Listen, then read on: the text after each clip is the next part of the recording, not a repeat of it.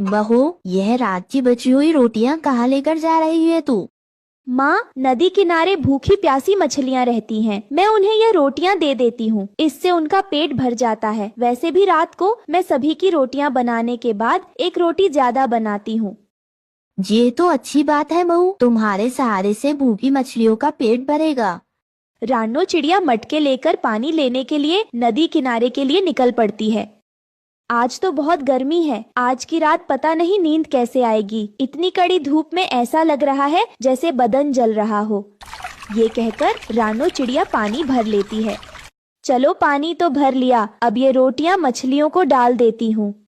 रानो मछलियों को रोटियां डाल देती है, जिसके बाद वो आसपास टूटे फूटे बर्तनों को इकट्ठा करके उनके अंदर पानी भर के रख देती है।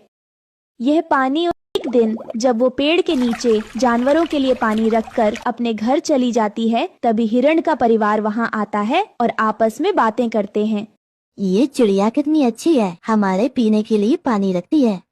तुमने सही कहा, चलो आज हम उन्हें शुक्रिया अदा करके आते हैं। हाँ, तुमने बिल्कुल सही कहा, चलो शुक्रिया अदा करना तो बनता ही है।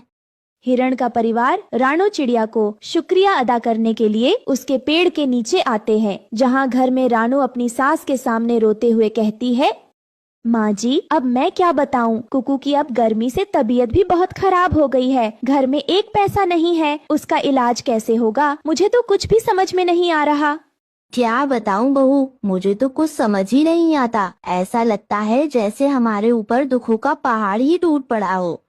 रानो और उसकी सास दोनों ही रो रहे होते हैं। उनका यह दुख सुनकर हिरण के परिवार की आंखों में आंसू आ जाते हैं।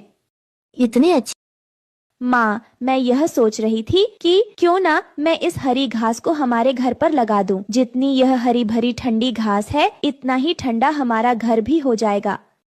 इस तरह दोनों सास बहू मिलकर पूरे घर में थोड़ी थोड़ी घास काट कर लगाना शुरू कर देती हैं। घास लगाते हुए रानो अपने आप से कहती है, अरे ये घास तो मैं लगा देती हूँ, लेकिन इसमें तो कोई मजबूती ही नहीं होगी। ये कैसे टिक पाएगी?